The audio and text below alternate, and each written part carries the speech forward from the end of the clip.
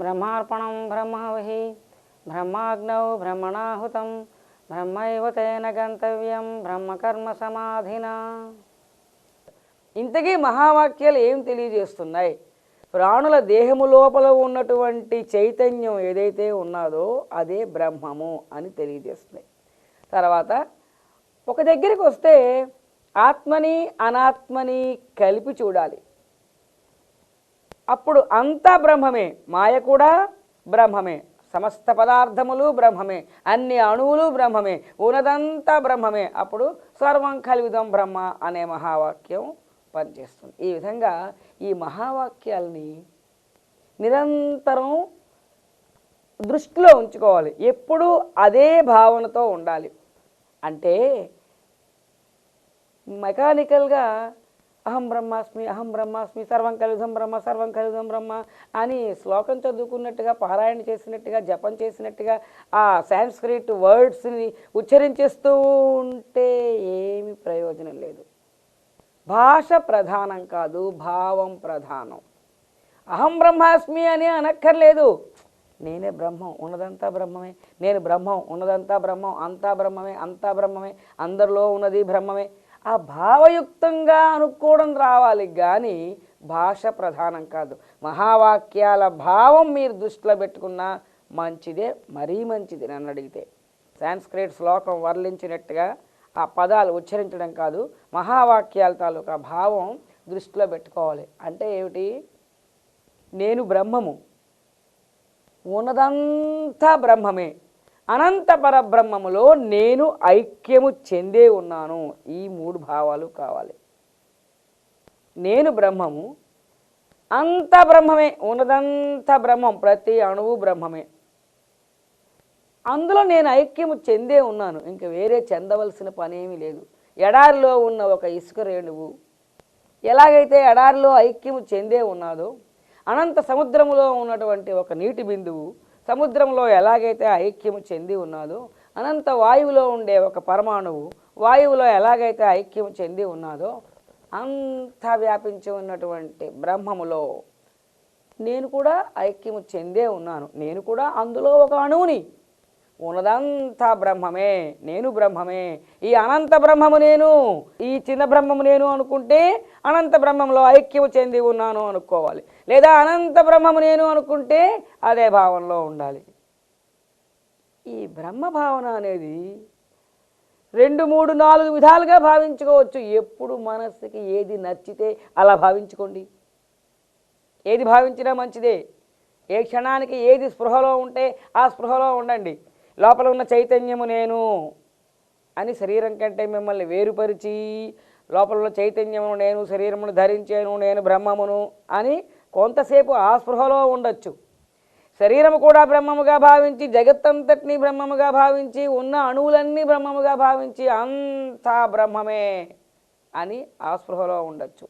అన్ని ప్రాణుల దేహముల్లో ఉన్నది బ్రహ్మము అని ఈ స్పృహలో ఉండొచ్చు. అనాత్మ పదార్థాన్ని వేరు చేసి అన్నిట్లో ఉన్న ఆత్మ చైతన్యాన్ని చూసే స్పృహలో ఉండొచ్చు. అనాత్మని ఆత్మని రెండింటినీ కలిపి ఆత్మ పదార్థంగానే చూసి ఉన్నదంతా బ్రహ్మము అనే స్పృహలో ఉండొచ్చు. అంతా నేనే వ్యాపించి ఉన్నాను అనే భావంలో ఉండొచ్చు. అన్నింటిలో నేనే ఉన్నాను అనే భావంలో ఉండొచ్చు. శరీరంలో ఉన్న ఈ ప్రత్యేగాత్మను నేను బ్రహ్మమును అనే భావంలో ఉండొచ్చు. అనంత బ్రహ్మము నేను అనే భావంలో ఉండొచ్చు. ఏ మహావాక్యం తాలూకా భావన మీ స్పృహలో ఉన్నా మంచిదే. ఏ మహావాక్యం లేని భావన మాత్రం వద్దు.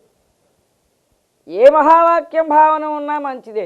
ఏ మహావాక్యం కాని భావన ఉన్నదే నేను శరీరము, నేను సుబ్బారావు, అది లేకుండా ఉంటే చాలు.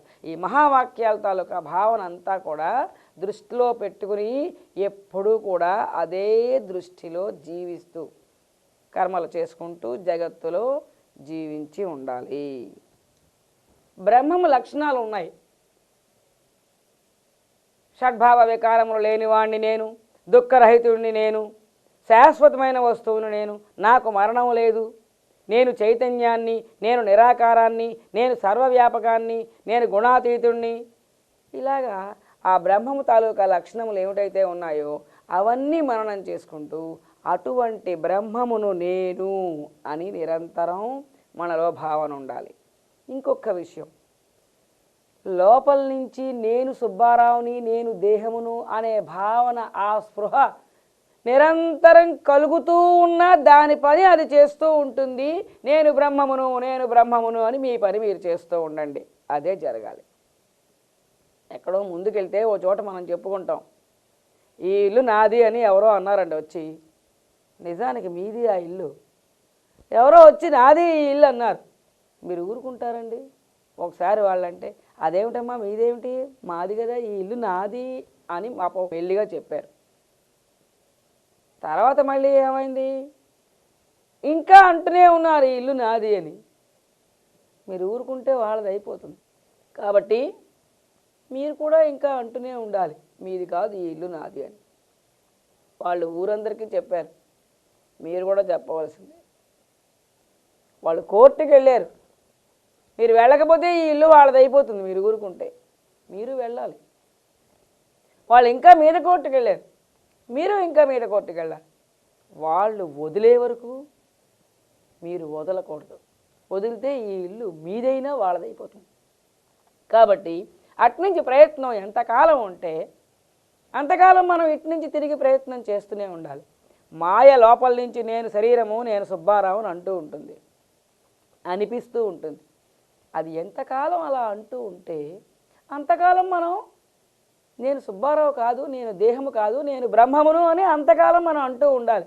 కాబట్టి లోపల నుంచి నేను సుబ్బారావుని, నేను దేహమును అనే స్పృహ కలుగుతున్నా నేను బ్రహ్మమును, నేను బ్రహ్మమును అనే భావన మనము అభ్యాసం చేస్తూ ఉండాలి. అలాగే ఇది జగత్తు అనే భావన అలాగా గుర్తొస్తూ ఉన్నా, ఇది జగత్తు అన్న భావన ఎవరికైనా గుర్తొస్తుందండి?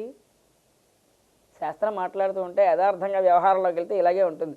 ఏమో ఆవిడ చెప్పారు కానీ మాకెప్పుడు ఇది జగత్తు, ఇది జగత్తు అని మేము ఎప్పుడూ అనుకోలేదండి అంట. ఇది జగత్తు అంటే అక్కడ భావాలు ఎలా ఉండాలంటే, ఈమె భార్య, వీళ్ళ పిల్లలు, ఇది నా ఇల్లు, ఇది నాది, ఇది నీది, ఇది ఆఫీసు, ఇది వారు, ఇది వీరు అని జగత్తు సంబంధమైన భావములు మనకి స్ఫురించడమే ఇది జగత్తు అనే భావన కలగడం. ఇది జగత్తు అనే భావన కలుగుతున్న కొలది ఇది బ్రహ్మము అని మనం రివర్స్లో మళ్ళీ దాన్ని భావన చేసుకుంటూ ఉండాలి. నేను సుబ్బారావు, నేను దేహము అనే భావన ఎంత కలుగుతున్నా లోపల నుంచి నేను బ్రహ్మము, నేను బ్రహ్మము అనే సాధన చేస్తూ ఉండాలి. లోపల నుంచి ఆ మాయా ప్రభావం భావన కలుగుతున్నా మీ పట్ల, జగత్తు పట్ల మీరు మళ్ళీ బ్రహ్మభావాన్ని అభ్యాసం చేయాలి. బ్రహ్మవిద్ బ్రహ్మ ఇవ భవతి. ఎవరైతే బ్రహ్మము అవుతారో వాళ్ళకే ఆ ముక్తి ప్రాప్తిస్తుంది, వారే బ్రహ్మ అవుతారు. అంటే ఇక్కడ ఏంటంటే మోక్ష స్థితిని మనం అనుకరించాలి. మోక్షం అంటే ఏమిటండి? ఇందాలో ఒకసారి పిక్చరైజ్ చేసి అనుభవించాం. ఏమిటది? అంతా బ్రహ్మమే మిగిలి ఉండాలి, అదే మోక్షం. మీ చైతన్యం అందులో ఐక్యం అయిపోయింది, వేరుగా మిగలకుండా, అదే మోక్షం. మీరు ఆ ఫీలింగ్ని ఇప్పుడు అభ్యాసంలో పెట్టాలి. ఉన్నదంతా బ్రహ్మ ఉంది, నేను కూడా అందులో ఐక్యము చెందే ఉన్నాను, అంతా బ్రహ్మమే అనే భావన ఏ మోక్షం అయితే మీరు పొందితే ఆ భావన స్థిరపడుతుందో, ఆ భావన అనుభవానికి వస్తుందో, ఆ భావాన్ని ఇప్పుడు మీరు ప్రయత్నపూర్వకంగా అభ్యాసంలో పెట్టాలి. అంటే మోక్ష స్థితిని మనం ప్రయత్నపూర్వకంగా ప్రాక్టీస్లో పెట్టుకుంటూ ఉండాలి. నేను బ్రహ్మమును, అనంతమైన బ్రహ్మమును నేను, అదే కదా అక్కడ ప్రాప్తించింది. అనంతమైన బ్రహ్మము, ఇదంతా నేను అనే భావన మీరు నిరంతరం అభ్యాసంలో పెడుతూ ఉంటే అది స్థిరపరుస్తాడు. నేను సుబ్బారావు, నేను దేహము అనే భావంలో ఉన్నంతకాలం ఎన్ని యజ్ఞకర్మలు చేయండి, ఎన్ని పుణ్యాలు చేయండి, భగవంతుణ్ణి ఎంత ప్రార్థించండి, ఎన్ని చేసినా మోక్షం రాదు. మోక్షం అంటే ఏమిటి?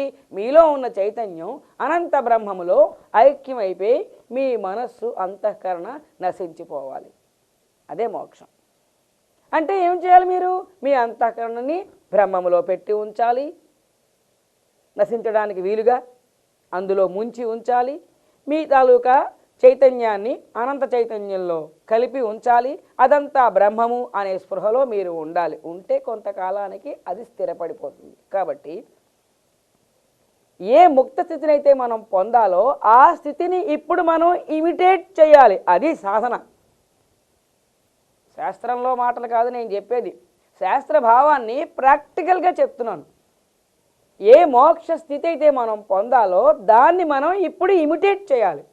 అనంత పరబ్రహ్మ చైతన్యము నేను అని అది స్థిరపరుస్తాడు, త్వరగా ముక్తి లభిస్తుంది. కాబట్టి బ్రహ్మవిద్ బ్రహ్మైవ భవతి అంటాడు.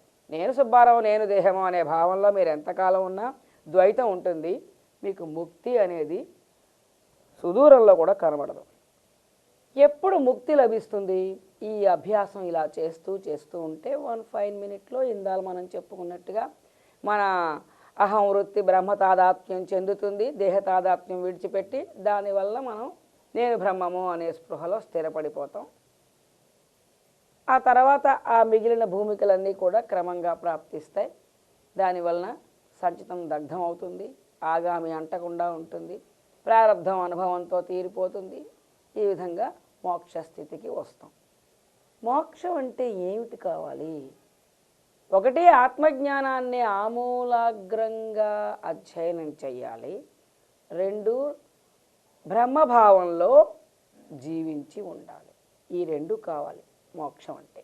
మోక్ష సాధన చేయాలంటే, జ్ఞాన సాధన చేయాలంటే ఆత్మజ్ఞానాన్ని తెలుసుకుని బ్రహ్మభావంలో జీవించాలి. ఎప్పుడు ముక్తి లభిస్తే అప్పుడు త్రిపుటి నశిస్తుంది. ఆ బ్రహ్మం మీరు అయిపోయారు, అనంత బ్రహ్మము మీరు అయిపోయారు. ఇక మీరు దేన్ని సాధించాలి? ఎంత దూరం వెళ్ళినా మీరే. మీకంటే భిన్నమైన వస్తువు లేదు. బ్రహ్మము ఏకమేవాద్వితీయం, అది మీరు అయిపోయారు. ఒకే ఒక వస్తువు ఉంది, ఆ ఒక్క చైతన్యమే మీరు. మీకంటే భిన్నమైన రెండో వస్తువు పొందడానికి ఇంకేమీ లేదు. పొందవలసింది లేనప్పుడు, సాధ్య వస్తువు లేనప్పుడు సాధన లేదు. ఏదైనా పొందడానికి మనకంటే భిన్నమైన వస్తువో పదార్థమో శక్తో భగవంతుడో ఉంటే దాన్ని పొందడానికి మనం ఏదైనా ఒక సాధన చేస్తాం. మనకంటే భిన్నమైన పొందడానికి వస్తువు రెండో వస్తువు లేకపోతే దేన్ని పొందడానికి మనం సాధన చేస్తాం? కాబట్టి పొందవలసిన వస్తువు లేదు, లేదు కాబట్టి పొందడానికి ప్రయత్నము లేదు. అంటే సాధ్య వస్తువు లేదు, సాధన లేదు. ఆ 2 లేనప్పుడు మనం సాధకులం కాదు. దేన్ని పొందాలో అదే మనం అయిపోయాం. అంటే త్రిపుటి అంటారు. సాధకుడు, సాధన, సాధ్య వస్తువు. ఈ త్రిపుటి ఎప్పుడు నశిస్తే మీకు పొందడానికి వేరే ఏమీ ఎప్పుడు లేదని అనుకుంటారో, చేయడానికి సాధన ఎప్పుడైతే లేదనుకుంటారో, బద్ధకంతో లేదనుకోవడం కాదు, పరబ్రహ్మతత్వం మీరైపోయి ఇంకా లేదు, ఆ స్థితి త్రిపుటి నశించినటువంటి స్థితి, త్రిపుటి లేని స్థితి మోక్ష స్థితి. ఈ మోక్ష సాధన చేయడానికి కేవలం బ్రహ్మభావన, ఆత్మజ్ఞానం తెలుసుకోవడం ఈ 2 కాకుండా మరికొన్ని సహకార సాధనలు కావాలి. మరికొన్ని సహకార సాధనలు అవి గుర్తుపెట్టుకుందాం. బ్రహ్మనిష్ట ఎలా ఉండాలంటాడంటే, నిద్ర రాకుండా, ప్రాపంచిక విషయముల పట్ల ఆలోచన కలిగినందువలన నిష్టకి భంగం కలగకుండా, అంత బ్రేక్ లేకుండా నిరంతర బ్రహ్మనిష్ట ఉండాలి అంటాడు. అన్నీ అసాధ్యం అనిపించవచ్చు, కానీ ఒక్కసారి వెనక్కి తిరిగి చూస్తే ఎన్ని కోట్ల జన్మల తాలూకా పుణ్యవశమున మనం ఈ ఆత్మజ్ఞానం దగ్గరికి వచ్చాం. బ్రహ్మనిష్ట అంటే ఏమిటో, ముక్తి రహస్యం ఏమిటో తెలుసుకునే స్థితికి వచ్చాం. కాబట్టి ఎక్కువ దూరం నడిచేసాం, నడిచినంత దూరం ఇంక నడవక్కర్లేదు. కాబట్టి అదే సాధ్యపడుతుంది, ట్రై చేయండి అంతే. అంతేగాని భయపడి విముఖత అనవసరం. ఎప్పుడు లభిస్తే అప్పుడే లభిస్తుంది, మన ప్రయత్నం మనం చేస్తాం అంతే. నిద్ర రాకుండా, ఆలోచనల వల్ల భంగం కలగకుండా, బ్రేక్ లేనటువంటి, అంతరాయం లేనటువంటి బ్రహ్మనిష్టలో ఉండాలి. తల్లిదండ్రుల యొక్క శుక్ల శోణితములతో తయారైనటువంటి ఈ శరీరం, మలమూత్రములతో నిండి ఉన్నటువంటి ఈ శరీరాన్ని మిక్కిలి హేయముగా భావించి దీని మీద మమకారం అనేది లేకుండా ఉండాలి. దీన్ని యోగ సాధనగా ఒక యంత్రంగానే జాగ్రత్త పెట్టుకోవాలి, కానీ దీన్ని ఏదో అందంగా అలంకరించుకొని సుఖపెట్టాలి అనే తపన తీసేయాలి. తర్వాత మౌనం ఉండాలి. మౌనం అంటే ప్రాపంచిక విషయాలు ఇతరులతో మాట్లాడుతూ ఉంటే అది అప్రస్తుత ప్రసంగం. ఇతరులందరూ కూడా మాయా కల్పిత భావములే, పక్కింటి వాళ్ళు, ఎదురింటి వాళ్ళు, బంధువులు, ఈ బంధాలన్నీ కూడా మాయా కల్పితములే, ఇవన్నీ భ్రమలే. వారితోటి ఈ ప్రాపంచిక విషయముల గురించి చర్చిస్తూ ఉంటే బ్రహ్మనిష్టకి భంగం కలుగుతున్నది.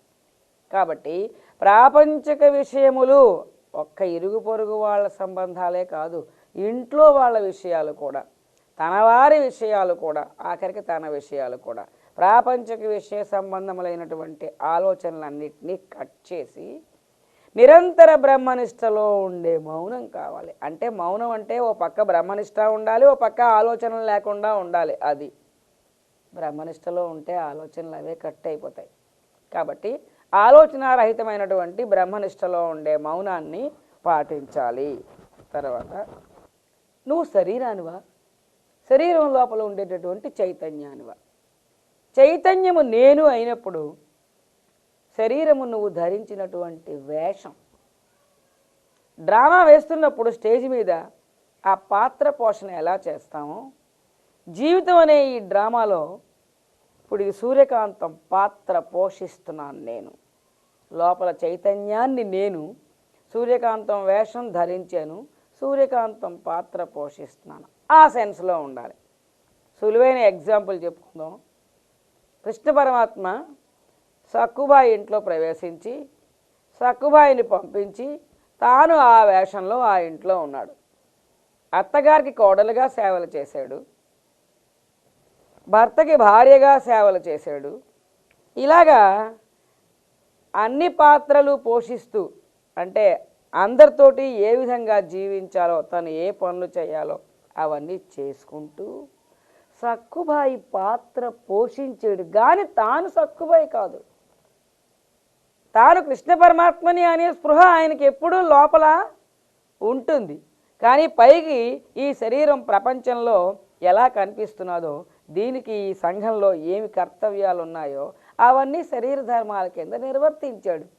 కానీ తాను సక్కుబాయిని అనే స్పృహలో లేడు, తాను కృష్ణుడను పరమాత్మను అనే స్పృహలో ఉన్నాడు. ఇక్కడ వేషధారణ నటుడు అంటే అర్థం ఏమిటంటే ద్విపాత్రాభినయం చేయాలి. లోపల నుంచి నేను సూర్యకాంతం అనే సెన్స్లో ఉండి, నేను సూర్యకాంతం నేను దేహమును అనే సెన్స్లో ఉండి సూర్యకాంతం పాత్ర పోషించవలసినటువంటి ఆ కార్యక్రమాలన్నీ నిర్వర్తిస్తూ ఉంటే, యాజ్ సూర్యకాంతం జీవించిస్తూ ఉంటే దాన్ని పాత్ర పోషణ అనరు. పాత్ర పోషణ అంటే లోపల ఉన్నవాడు వేరు, పైకి నటించే వేషం వేరు.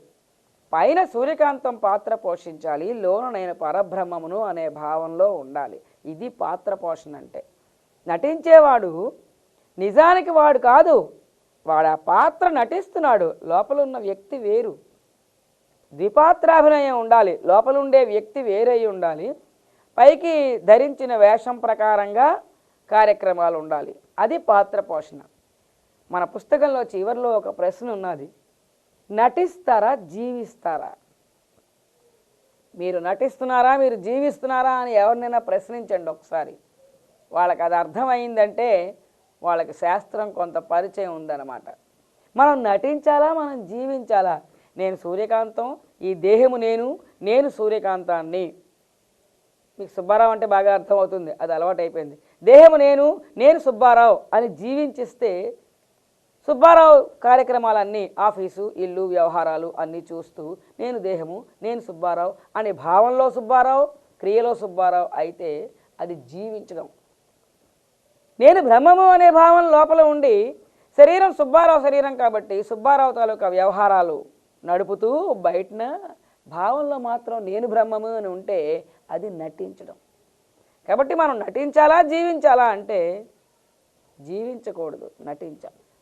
లోపల బ్రహ్మం అయి ఉండాలి, పైన ఈ శరీరం తాలూకా పాత్రని పోషించాలి. అలాగా సాధకుడైనటువంటి వాడు జ్ఞాన సాధన చేయాలంటే నటించాలి, ఈ శరీరం తాలూకా పాత్రను పోషించాలి, లోన తాన పరబ్రహ్మమనే భావంతో ఉండాలన్నమాట. తర్వాత ప్రాపంచిక విషయ చింతన విడిచిపెట్టాలి. ఇది కష్టపడి అభ్యాసం చేయాలండి. ఎందుకంటే మనకు అలవాట్లో లేదు, మనకు అది అలవాట్లో లేదు. ముక్తి కావాలి అంటే మనం ఇవన్నీ వదులుకోవాలి. ప్రపంచక విషయాల మీద మనం ఆలోచిస్తూ ఉంటాం. ఒక విషయాన్ని ఎక్కువగా ఆలోచిస్తే, ఒక సినిమా ఉంది, దాని గురించి పదే పదే ఆలోచిస్తే దాన్ని చూడాలి అనే కోరిక కలుగుతుంది. ఒక చీర ఉంది, దాని గురించి వినగానే చూడగానే దాన్ని వదిలేయాలి. ఇంకా రోడ్డు మీద నడిచి వెళ్ళిపోతున్నప్పుడు అనేకమైనవి మనకు కనిపిస్తాయి, వాటన్నిటి గురించి మనం ఆలోచించాం, వదిలేస్తాం. అలా ఒకసారి కంట పడింది, తర్వాత దాన్ని మర్చిపోయాం. అలాగా ప్రపంచంలో ఉండేటువంటి విషయాలన్నింటినీ కూడా అలాగా కంటబడినా చెవినబడినా వెంటనే వాటిని విస్మరిస్తూ ఉంటే బాగుంటుంది. అలా కాకుండా ఒక విషయాన్ని పట్టుకుని కాసేపు మనం ఆలోచించామంటే దాన్ని విషయ చింతన అన్నాం. ఆలోచిస్తే ఏమిటవుతుంది, దాని మీద ఏదో చెయ్యాలి అనే ఒక నిర్ణయానికి వచ్చేస్తాం. అక్కడికి వెళ్ళాలనో, అది చూడాలనో, అది అనుభవించాలనో, వాళ్ళ దగ్గరికి వెళ్ళాలనో, వీళ్ళు కావాలనో, ఏదో ఒక కోరిక ఒకటి తయారవుతుంది. ఆ కోరికను అనుసరించి అది తీర్చుకోవడానికి మనం కర్మ చేయాలి. కర్మ చేస్తే ఫలితం అంటుకుంటుంది. కర్మ చేయకుండా కోరికను మూత పెడితే వాసనగా వెనకాల మళ్ళీ జన్మకి బంధకారకం అవుతుంది. కాబట్టి ఆ కోరికలు ఫార్మ్ అవ్వకుండా ఉండాలంటే అసలు విషయముల పట్ల మనం ఎక్కువసేపు ఏ విషయం మీద ఆలోచించకుండా ఉండడం అనేది అభ్యాసం చేసుకోవాలి. విషయ చింతన విడిచిపెట్టాలి. ఏకాంతంగా ఉండాలి. ఏకాంతం అంటే ఇప్పుడు మమ్మల్ని ఇల్లు వాకిలి వదిలేసి వెళ్ళిపోమంటారండి? వెళ్ళిపోమని చెప్పను.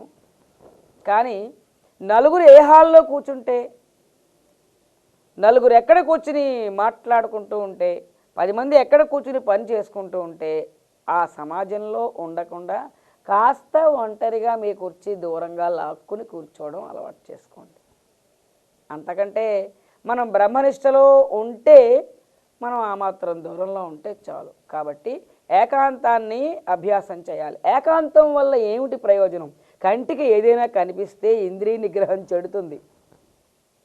ఇంద్రియములు ఆ చూసిన దాన్ని అనుభవించాలి అనుకుంటాయి. ఎవరైనా కనిపిస్తే మాట్లాడాలి అనుకుంటాయి. ఏదైనా కనిపిస్తే, టీవీ కనిపిస్తే చూడాలి అనుకుంటాయి. సినిమా కనిపిస్తే చూడాలి అనుకుంటాయి. తినుబండారం కనిపిస్తే తినాలి అనుకుంటాయి. ఈ ఇంద్రియములకు ప్రపంచక విషయాలతోటి కనెక్షన్ తీసేయాలి ఇంద్రియ నిగ్రహం కావాలంటే. కాబట్టి కాస్త ఏకాంతంగా ఉంటే ఇంద్రియ నిగ్రహం వస్తుంది. ఇంద్రియ నిగ్రహం వల్ల వెనకాల మనోనిగ్రహం ఉంది. ఇంద్రియములు మనసు కలిపి పనిచేస్తాయని ఈ మధ్యనే ఒకసారి మనం చెప్పుకున్నాం. మనస్సు ఇంద్రియములతో చేరితేనే ఇంద్రియములు ప్రపంచక విషయములతో పనిచేస్తాయి. ఇంద్రియములు కంట్రోల్ చేసాము అంటే అక్కడ మనస్సును కూడా కంట్రోల్ చేసినట్టే. కాబట్టి మనస్సు ఇంద్రియములు రెండూ నిగ్రహించబడతాయి. మనోనిగ్రహాన్ని అంతరింద్రియ నిగ్రహం అంటారు.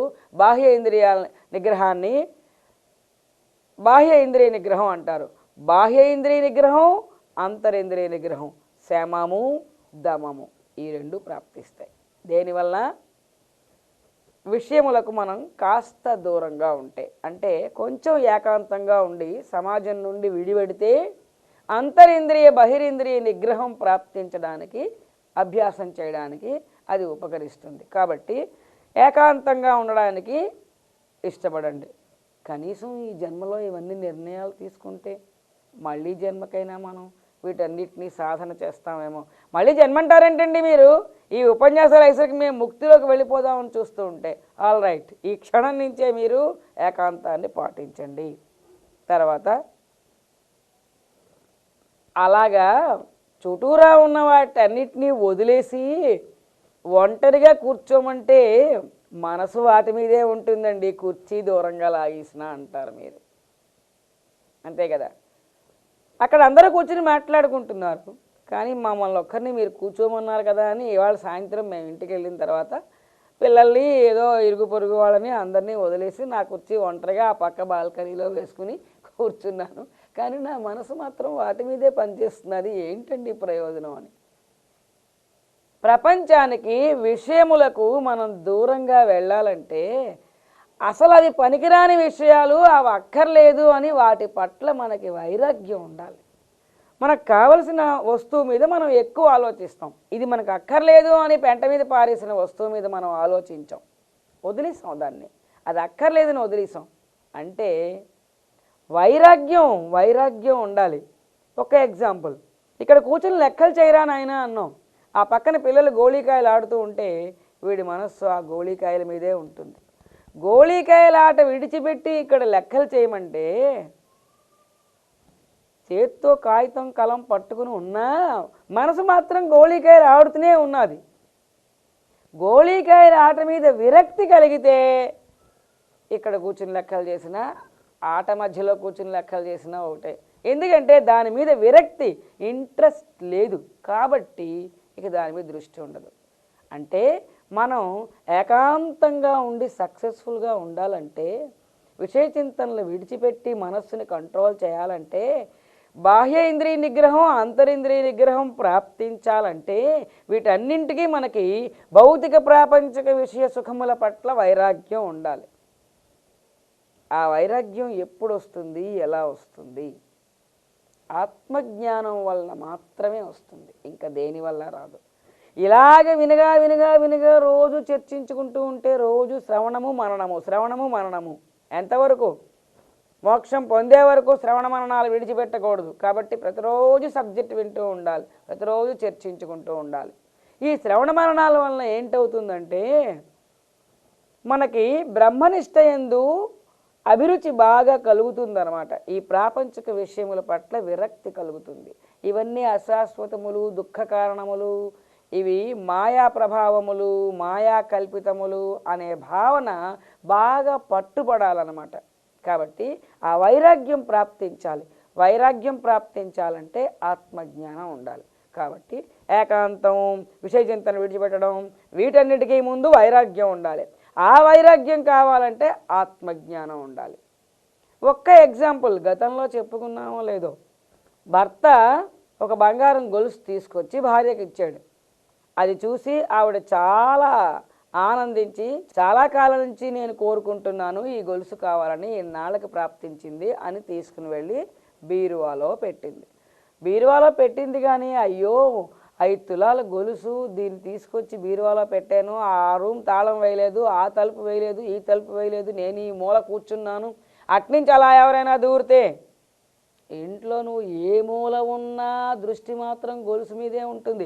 వంటింట్లో ఉండండి, లేకపోతే నూతి దగ్గర ఉండండి, లేకపోతే పిల్లలు తీసుకుని కాన్వెంట్కి వెళ్ళండి, పక్కావిడితో మాట్లాడుతూ ఉండండి, కూరల మార్కెట్కి వెళ్ళండి, రాత్రి నిద్రపోండి. మీరు ఏం చేస్తున్నా కూడా బీరువాలో గొలుసున్నది, భద్రంగా ఉందో లేదో, బ్యాంకులో పెట్టలేదు, మెళ్ళో వేసుకోలేదు, ఏ పక్క నుంచి ఎవరు కొట్టేస్తారో తాళాలు వేయలేదు, ఇందాలు తాళం తీసేసాను, ఇలాగ మైండ్ దాని మీదే పనిచేస్తుంది. లేదా ఆ ఫంక్షన్ ఎప్పుడు వస్తుంది, ఈ పేరంటం ఎప్పుడు వస్తుంది, ఆ గొలుసు ఎప్పుడు నేను ధరిస్తాను, నేను అనుకున్న ఆ శుభదినం ఎప్పుడు వస్తుంది, దీన్ని ఎప్పుడు ప్రారంభోత్సవం చేస్తాను, ఎప్పుడు మెళ్ళో వేసుకుంటాను. మొత్తానికి 24 గంటలు గొలుసు తాలూకా ధ్యాస అలాగ నిర్విరామంగా రాత్రింబవళ్ళు పనిచేస్తూ ఉంటుంది. సరే ఏదో ఫంక్షన్ వచ్చింది, గొలుసు తీశారు, మెళ్ళో వేసుకున్నారు, బయలుదేరారు. ఇంటి ఆయన ఏం చెప్పారు, అదేంటి ఆ గొలుసు వేసుకున్నావు, అది రోల్డ్ గోల్డ్ గొలుసు, రోడ్డు మీద 25 రూపాయలకి దొరికితే రోడ్డు పక్కన సరదాగా చూడ్డానికి నువ్వు పోల్చవో అని బాగుంది కదా అని తీసుకొచ్చాను, ఇలాంటివి వేసుకుంటే నవ్వుతారు నలుగురు, తీసేయన్నారు. వెంటనే 10 డేస్ నుంచి రాత్రింబవళ్ళు నీ మనస్సుని పట్టుకుని పీడిస్తున్న ఆలోచనలు ఉన్నాయే, ఎడతగని ఆలోచనలు, దాని గురించి ఇంట్రెస్ట్ అంత ఇంట్రెస్ట్ ఒక్కసారి విరిగిపోయింది. మెళ్ళలోంచి తీసి ఈ పాటి గొలుసుకి మళ్ళీ ఇప్పుడు తలుపు తాళం తీసి బీరువాలో పెట్టక్కర్లేదు అని ఆ మెట్ల పక్కనో ఆ కిటికీ మీదో పడేసి వెళ్ళిపోతావు. నువ్వు బయట ఫంక్షన్కి వెళ్ళినా అక్కడ నీకు ఇప్పుడు ఈ గొలుసు గుర్తు రావట్లేదు. ఎందుకు రాలేదు? దాని గురించి ఆలోచనలు ఎందుకు వదిలేసాయి? మరి ఇంత క్రితం అంతా 10 రోజుల పాటు రాత్రింబవళ్ళు అదే ఆలోచనలు ఎందుకు ఉన్నాయి? దాని మీద మనం విలువ ఆపాదిస్తే దాని గురించి మన మనసు ఆలోచిస్తోంది. దాని మీద ఎప్పుడైతే విలువ తీసేసామో ఇది పనికిరాని వస్తువు అని ఇంకా దాని గురించి ఆలోచించడం మానేసింది. ఈ ప్రపంచంలో ఉండేటటువంటి సమస్తమైన సుఖాలు ఎక్కడి దాకా, చతుర్ముఖ బ్రహ్మ పదవి వరకు స్వర్గ సుఖాల దగ్గర నుండి ఈ జన్మలో అనుభవించే ఈ సుఖాల వరకు మొత్తం ఈ ప్రాపంచిక సుఖములన్నీ కూడా, ఈ ప్రాపంచిక సంపదలన్నీ కూడా అశాశ్వతములు. వీటి వెనకాల దుఃఖం ఉంది. ఇవి తాత్కాలికములు, ఇవి మాయా కల్పితములు. నేను శాశ్వత బ్రహ్మ వస్తువుని అని వీటి మీద ఎప్పుడైతే మీకు చులకన భావం, తేలిక భావం, పనికిరాని వస్తువులు అనేటటువంటి భావం ఎప్పుడైతే కలుగుతుందో అప్పుడు మీ మనస్సు కరెక్ట్ అయిన వైరాగ్యంలోకి వస్తుంది. అప్పుడు దాని పట్ల ఇంకా విషయ చింతన, సాధన, ప్రయత్నము, దాని గురించి ఆలోచన అన్నీ వదిలేస్తాయి. ఆ రోల్డ్ గోల్డ్ గొలుసు వెంటనే ఒక పని మనిషి అమ్మగారు ఇది బాగుంది ఇచ్చేస్తారేంటి నాకంటే పట్టుకెళ్ళిపో అంటాం. ఎంత తేలిగ్గా ఇచ్చేసాం. నిజంగా అది 5 తులాల బంగారం గొలుసు అయి ఉంటే ఇస్తామా? అలాగా ఇవ్వం కదా. కాబట్టి దాని మీద అంత మమకారం తెగిపోవాలంటే అది పనికిరాని వస్తువు అని రుజువు అవ్వాలి. అలాగే ఈ ప్రపంచంలో ఉన్న అన్ని వస్తువుల్ని మాయాకల్పితములు, తాత్కాలికములు, అశాశ్వతములు, ఇవి దుఃఖకారకములు, వీటి వెనకాల దుఃఖం ఉంది, ఇవి ఇచ్చే సుఖం టెంపరరీ, తాత్కాలికం అని ఏది రుజువు చేస్తుంది? ఆత్మజ్ఞానం రుజువు చేస్తుంది. కాబట్టి ఆత్మజ్ఞానం మీరు ఎప్పుడు పొందుతారో, ఎప్పుడు బలపడుతుందో, ఎప్పుడు దృఢపడుతుందో అప్పుడు వైరాగ్యం ప్రాప్తిస్తుంది. అంతవరకు వైరాగ్యం రాదు. వైరాగ్యం వస్తే కానీ ఏకాంతం పనిచేయదు, ఇంద్రియ నిగ్రహం పనిచేయదు, విషయ చింతన విడిచిపెట్టదు. ఇవేవి సాధ్యపడవు చెప్పుకోవడానికే. కాబట్టి వీటన్నిటికంటే ముందు ఏమిటి ఉండాలి? ఆత్మజ్ఞానం ఉండాలి. ఆత్మజ్ఞానాన్ని ఒక్కదాన్ని దృఢపరుచుకుంటూ ఉంటే వాటంతటవే మిగిలినవన్నీ కూడా ప్రాప్తిస్తాయి. ఇక్కడ ఉపరతి, వైరాగ్యం, బోధ అనే 3 అంశాలు ఉన్నాయి. ఈ 3 ఒకదాని మీద ఒకటి డిపెండ్ అయి ఉంటాయి. ఈ మూడింటిని మనం ఒక్కసారి చెక్ చేయాలి. ఇటుపక్క భగవతత్వం భావిద్దాం, ఇటుపక్క ప్రాపంచక విషయాలు భావిద్దాం, మధ్యలో ఆత్మజ్ఞానాన్ని భావించుదాం. ప్రాపంచక విషయముల మీద వైరాగ్యం ఉండాలి, భగవతత్వం మీద ఇంట్రెస్ట్ ఉండాలి. ఆ ఇంట్రెస్ట్నే ఉపరతి అందాం. భగవతత్వం మీద మనకి ఇష్టం, లక్ష్యం, గురి కలిగి ఉండడం, దాన్నే ఉపరతి అన్నాం. ప్రాపంచిక విషయముల మీద విముఖత ఉండాలి, దాన్ని వైరాగ్యం అన్నాం. మధ్యలో బోధ, ఆత్మజ్ఞానం కలిగి ఉండాలి అన్నాం. ఈ మూడింటికి ఉండే రిలేషన్ పరిశీలిద్దాం. వైరాగ్యం ఉంది, ఉపరతి ఉంది, అంటే ప్రాపంచిక విషయముల మీద పూర్తి వైరాగ్యం ఉంది, అవేవి అక్కర్లేదు. భగవంతుడి మీద పూర్తి ఇంట్రెస్ట్ ఉంది, ఇది బాగా కావాలి. శ్రద్ధ ఉంది, భగవంతుడి మీద శ్రద్ధ ఉంది, ప్రపంచం మీద విరక్తి ఉంది. బోధ లేదు, మధ్యలో ఆత్మజ్ఞానం లేదు. వీళ్ళు ఏమవుతారండి? సగుణ ఉపాసకులు. ఆత్మజ్ఞానం లేదు, లేనప్పుడు భగవదారాధన ఎలా ఉంటుంది? సగుణంలో ఉంటుంది. భగవంతుడు వేరు, నేను వేరు. సగుణ ఉపాసన, వైరాగ్యం ఫుల్గా ఉన్నది, భగవతత్వాన్ని చాలా శ్రద్ధతో ఉపాసిస్తున్నారు. వీళ్ళకి ఏమొస్తుంది? ఆత్మజ్ఞానం లేదు, మోక్షం రాదు, పుణ్యం వస్తుంది. పుణ్యం వల్ల ఏం ప్రాప్తిస్తుంది? స్వర్గం ప్రాప్తిస్తుంది. అది దాని రిజల్ట్. వైరాగ్యం ఫుల్గా ఉంది, ఉపరతి ఫుల్గా ఉంది, బోధ లేదు. ఏం జరిగింది? ఆత్మజ్ఞానం లేదు కాబట్టి అది సగుణ ఉపాసన అయింది. వాళ్ళు పుణ్యం లభిస్తుంది, వాళ్ళకి, వాళ్ళు స్వర్గాన్ని పొందుతారు. వైరాగ్యం, ఉపరతి ఈ 2 ఉన్నాయి. ప్రపంచం మీద వైరాగ్యం ఉండాలి, భగవంతుడి మీద శ్రద్ధ ఉండాలి. ఒక వ్యక్తికి ఉండే శ్రద్ధ 100 పాళ్ళు, 100% అనుకోండి. ఈ 100%ని ఈ 2 పక్కల పంచండి.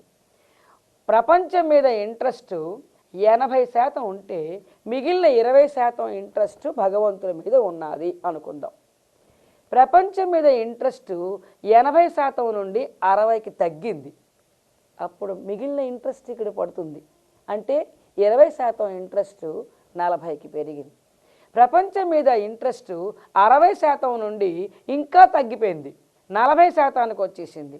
అప్పుడు భగవంతుడి మీద ఇంట్రెస్ట్ 60%కి పెరిగింది. ప్రపంచం మీద ఇంట్రెస్ట్ 20%కి తగ్గిపోయింది, భగవంతుడి మీద ఇంట్రెస్ట్ 80% పెరిగిపోయింది. ప్రపంచం మీద ఇంట్రెస్ట్ 100% తగ్గిపోయింది, పూర్తి వైరాగ్యం వచ్చింది. భగవంతుడి మీద 100% ఉపరతి పనిచేస్తున్నది. ఇలా ఉంటుంది మానవుని యొక్క ఉపరతి ఇంట్రెస్ట్. ఇప్పుడు వైరాగ్యము ఉపరతి ఈ రెండు ఉన్నాయి అనుకోండి. వైరాగ్యము లేదు, ఉపరతి లేదు, కేవలం బోధ మాత్రమే ఉంది. ఆ పరిస్థితి ఏమవుతుంది చెప్పండి? వాచా వేదాంతం అవ్వాలి, కేవల శాస్త్రజ్ఞానం అవ్వాలి. వైరాగ్యం లేని వేదాంత వాక్యాలు ఎందుకు అంటే ఆచరణ లేదనమాట. ప్రపంచక విషయాల పట్ల వైరాగ్యం లేనటువంటి వేదాంతం ఆచరణ లేని వేదాంతం అయింది. భగవంతుడి మీద భక్తి లేనటువంటి వేదాంతం ఇది కూడా ఆచరణ లేని వేదాంతం అయింది. అంటే అది శాస్త్రజ్ఞానం మాత్రమే, దానికి ఆచరణ లేదు.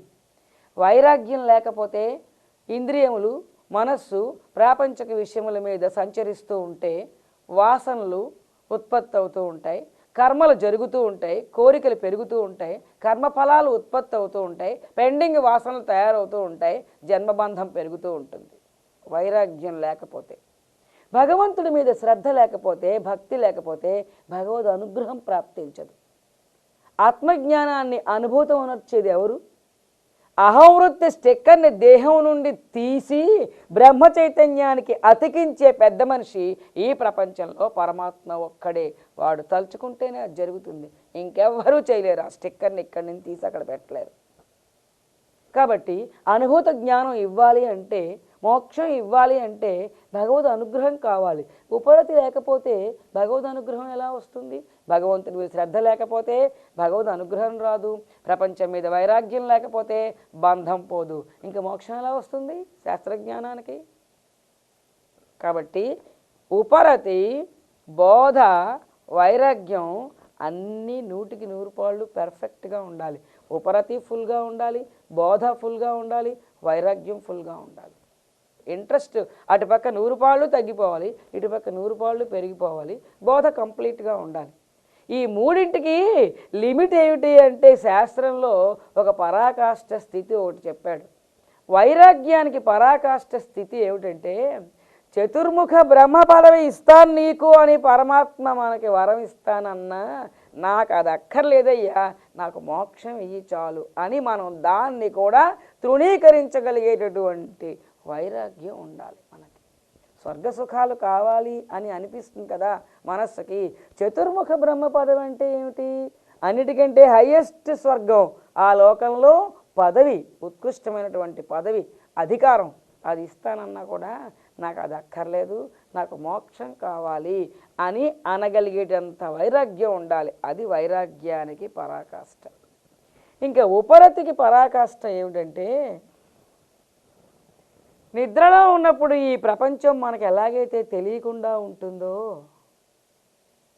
అంటే దీని స్పృహ మనకు ఎలాగైతే లేకుండా ఉంటుందో, మనం తెలివిగా ఉన్నా కూడా ఈ జగత్తు స్పృహ మనకి లేకుండా మన స్పృహ బ్రహ్మం మీద ఉండాలి.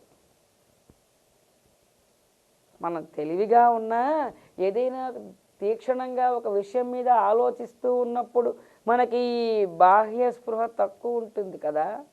తీవ్రంగా ఏదైనా ఒక దాని మీద మనం దృష్టి కలిగి ఉన్నప్పుడు ఎవరు వచ్చారు, ఎవరు వెళ్ళారు, ఎప్పుడు చీకటి పడింది, ఎప్పుడు గంట కొట్టారు, ఎప్పుడు లైట్ వేశారు, ఇవన్నీ మనకి పట్టించుకోం.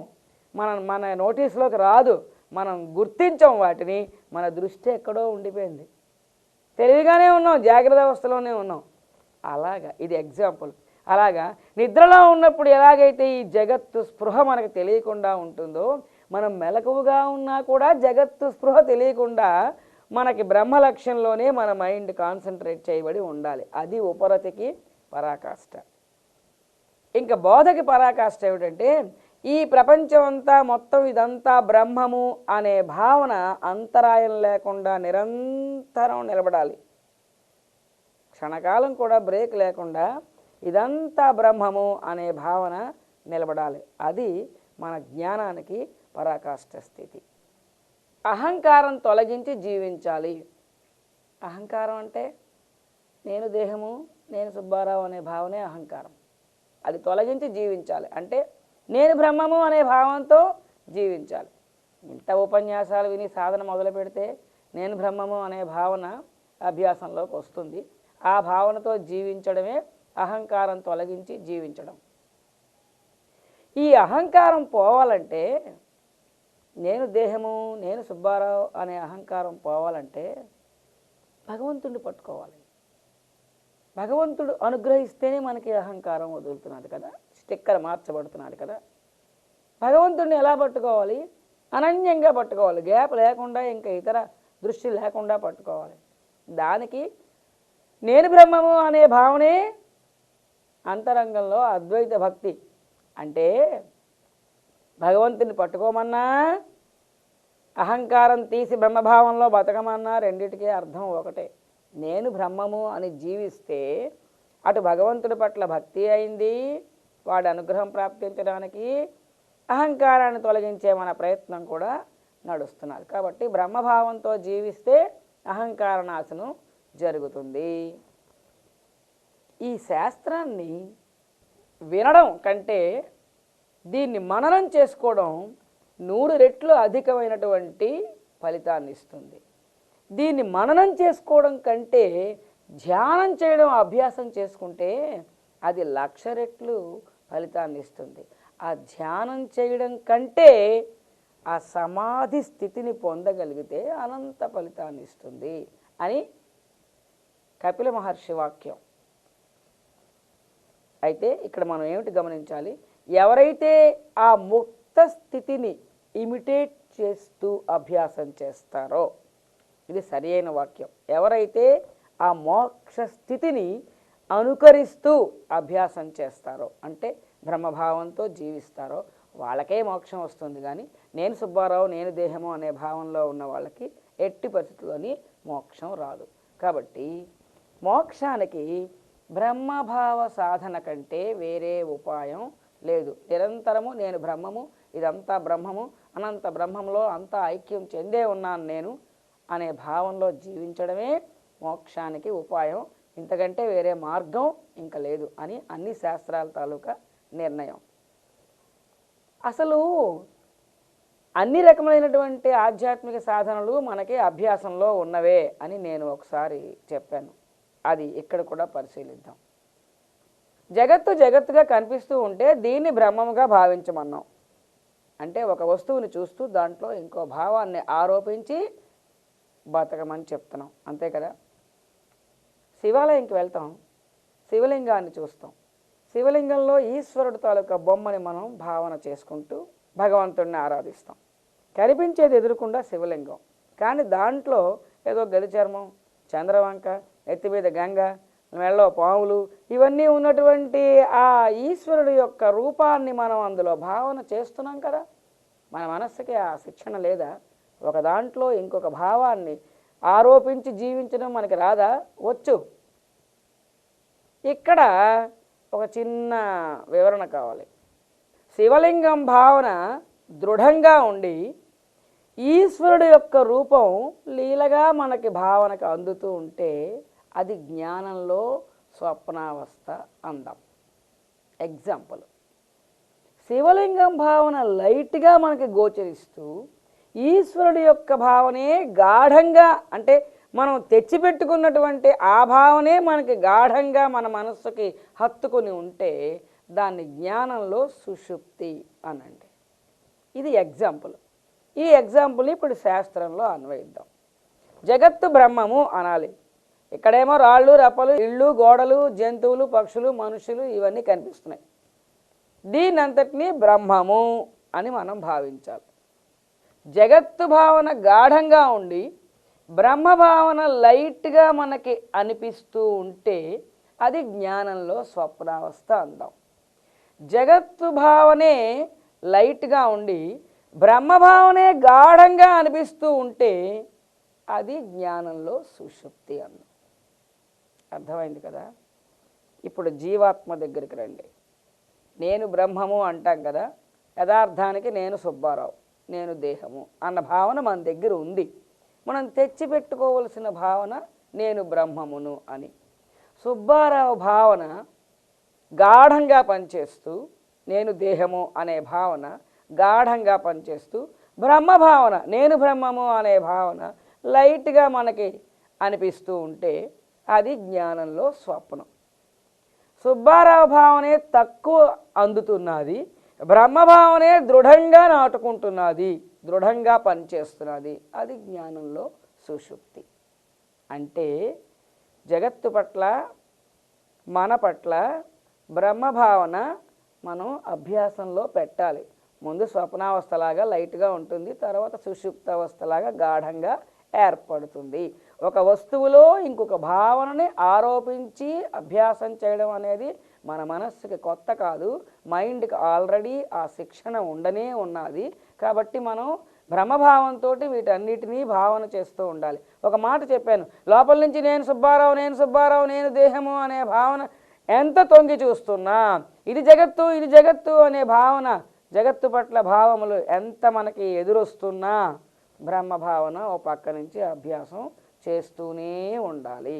సాధన చెయ్యాలి, బ్రహ్మభావన అదే పట్టుబడుతుంది. ప్రయత్నం మనది, భగవంతుడు తప్పకుండా ఆ లైన్లో ముందుకు వస్తున్న వాళ్ళకి చేయూతను ఎప్పుడూ ఇస్తాడు. కాబట్టి మోక్షం అమ్మో ఇంత కష్టమా అని ఏమనుకోక్కర్లేదు. ఇవన్నీ శాస్త్రంలో చెప్పినటువంటి సాధనలు. ఇక్కడ ఒకటి గమనించాలి, ఈ సాధన మార్గాల విషయంలో కర్మయోగ, భక్తి యోగ, క్రియాయోగ, ఈ జ్ఞానయోగ, తారక యోగ విధానాలు అన్నింటిలోని ఇవన్నీ చెప్తూ ఉంటే ఎంత కష్టం మోక్ష సాధన, యమనియమాలు, సాధన చతుష్టయం అన్నీ చాలా చాలా కష్టం. అవన్నీ మనం ఈ జీవితంలో, ఈ యుగంలో మనలాంటి వాళ్ళకి అది సాధ్యపడదు అని అనిపిస్తున్నది. ఇవన్నీ తెలుసుకునేవరకే ఆహా ఇంత కష్టమా, ఇన్ని చెయ్యాలా అని మీరు తెలుసుకోండి. ముందు చివరిలో మనం ఏం చేస్తున్నామంటే వీటన్నింటికి ఒకే ఒక్క సులభమైనటువంటి భావాన్ని అభ్యాసం చేస్తే చాలు, ఈ సాధనలన్నీ అందులో ఇమిడి ఉన్నాయి అని మీకు శాస్త్రం పట్టుకుని రుజువు చేసి ఆ సూత్రాన్ని అందించడం జరుగుతుంది. ఆ సులభమైన సాధన పాటించుదాం. ఇవన్నీ వినండి, తెలుసుకోండి, అంతే. ఇవన్నీ చేయక్కర్లేదు, భయపడొద్దు.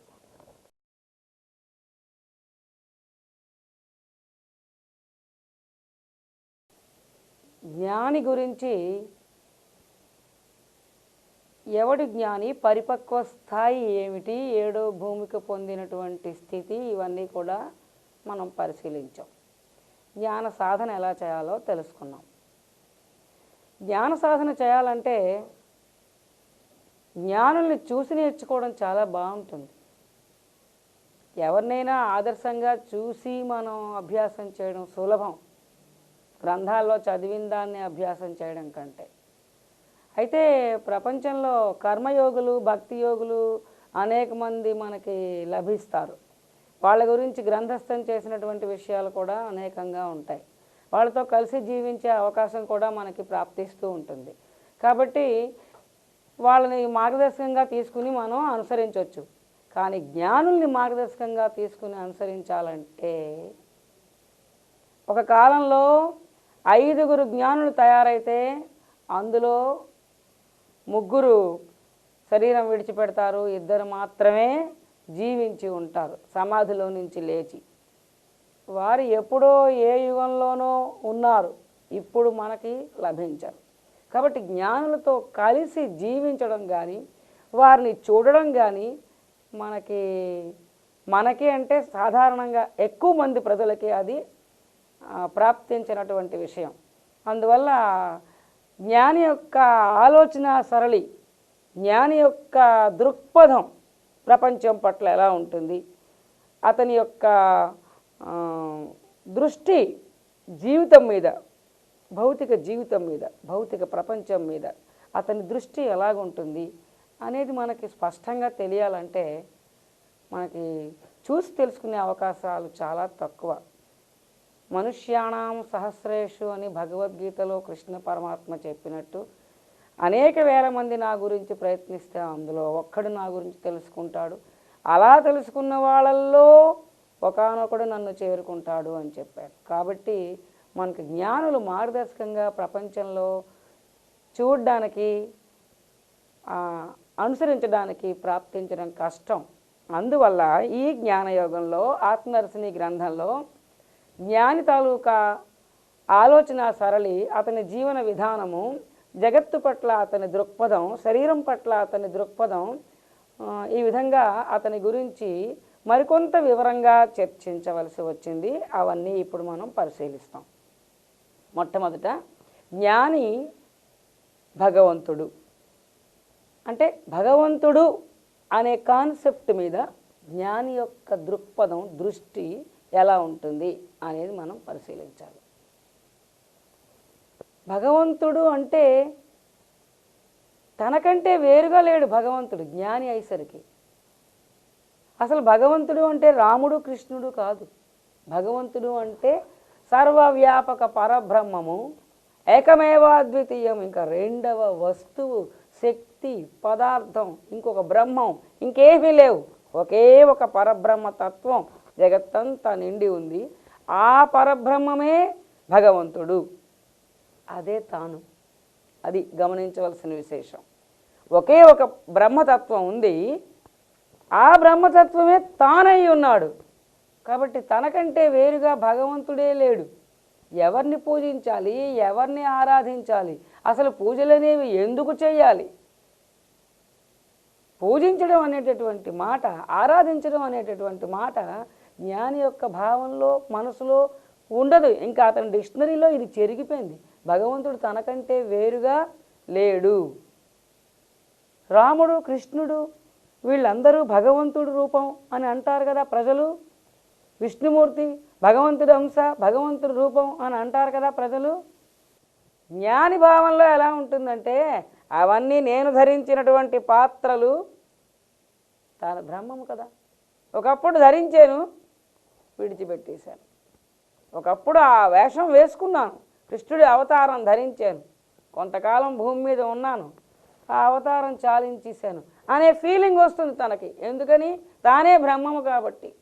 ఇప్పుడు మీరు బ్రహ్మమై ఆలోచిస్తేనే జ్ఞాని యొక్క భావన మీకు అవగాహన కలుగుతుంది.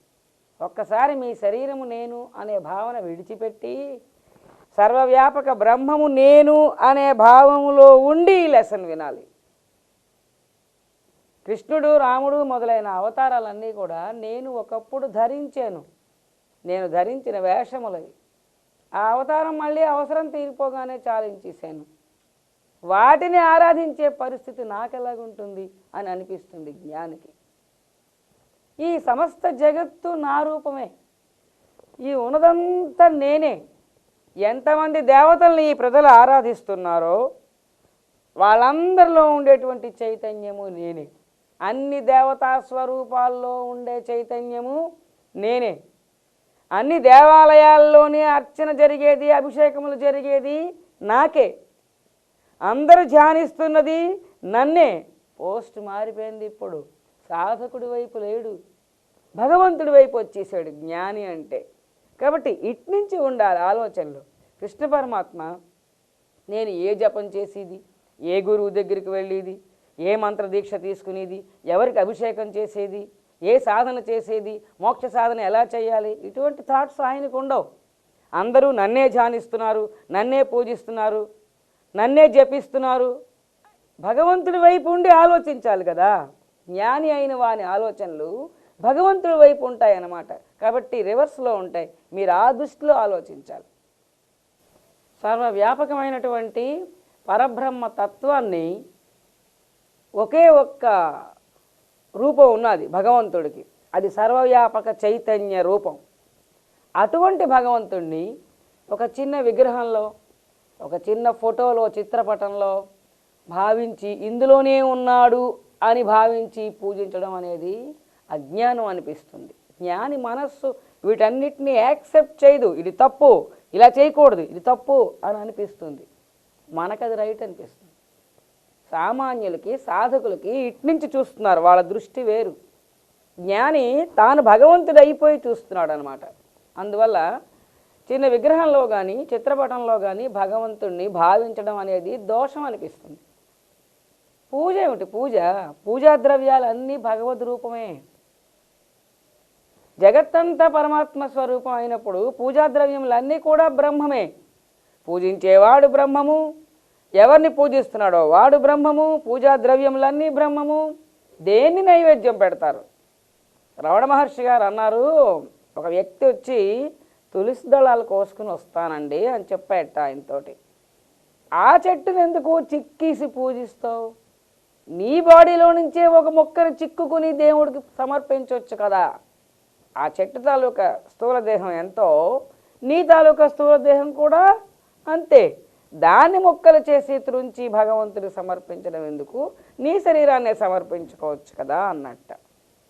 అలాగా ఆ దృష్టి వేరుగా ఉంటుంది, వారి దృష్టి వేరుగా ఉంటుంది.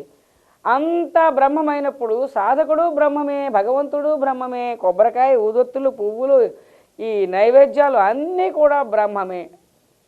బ్రహ్మమే సమర్పిస్తున్నది, బ్రహ్మమునే సమర్పిస్తున్నది. కాబట్టి భగవంతుడి కంటే భిన్నమైన వస్తువే లేనప్పుడు, అణువే లేనప్పుడు భగవంతుడికి దేన్ని సమర్పిస్తారు? భగవంతుడి శరీరాన్నే భగవంతుడు సమర్పించినట్టు అయింది. భగవతత్వం భగవద్రూపమైనటువంటి వస్తువులనే మళ్ళీ భగవంతుడికి సమర్పిస్తున్నట్టు అయింది కదా. మనం అనుకుంటున్నాం కొబ్బరికాయలు వేరు, ఊదొత్తులు వేరు, పువ్వులు వేరు, భగవంతుడు వేరు, ఇవి అతనికి నేను ఇస్తున్నాను అని.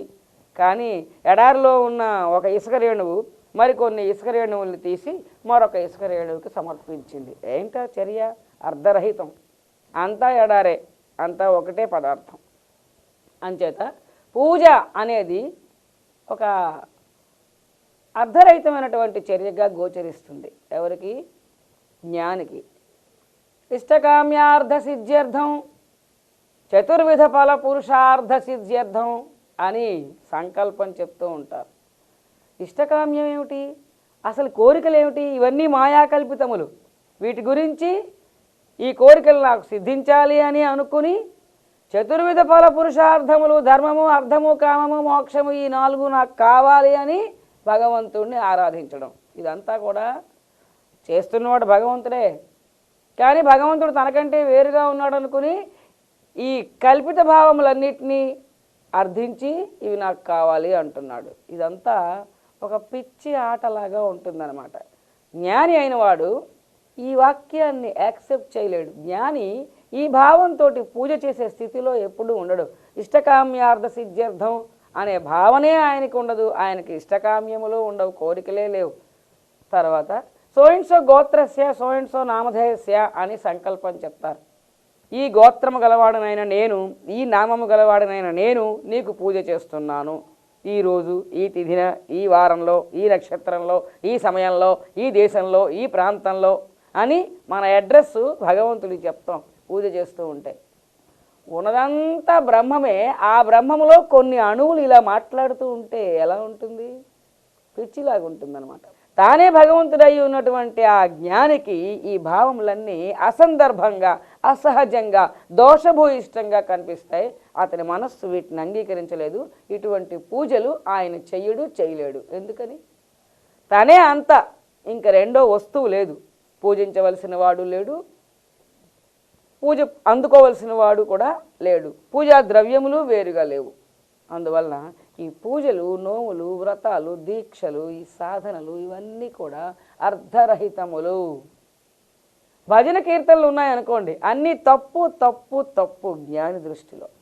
జ్ఞానం వరకు మీరు వెళ్తే అసలు ఈ సృష్టిలో ఉన్నటువంటి మోక్ష సాధన పేరుతో ఉన్నటువంటి గ్రంథాలవనండి, మంత్రాలవనండి, అష్టకాలవనండి, దండకాలవనండి, స్తోత్రాలు అవనివ్వండి, శ్లోకాలు అవనివ్వండి, పద్యాలు అవనివ్వండి, పుస్తకాలు అవనివ్వండి, చరిత్రలు అవనివ్వండి, అన్నీ ద్వైతమే కదా. అన్నిట్లోని ద్వైతమే ఉంది. భగవంతుడా నన్ను రక్షించు, భగవంతుడా నాకు ఇది ప్రసాదించు, ఇదే కదా ఉంటుంది అన్నిటిలోని. నేను ఇలా బాధపడుతున్నాను, నాకు ఇది కావాలి, నువ్వు నాకు ఇచ్చిపెట్టు, వాణ్ణి పొగడ్డం, ఇదంతా ద్వైతం.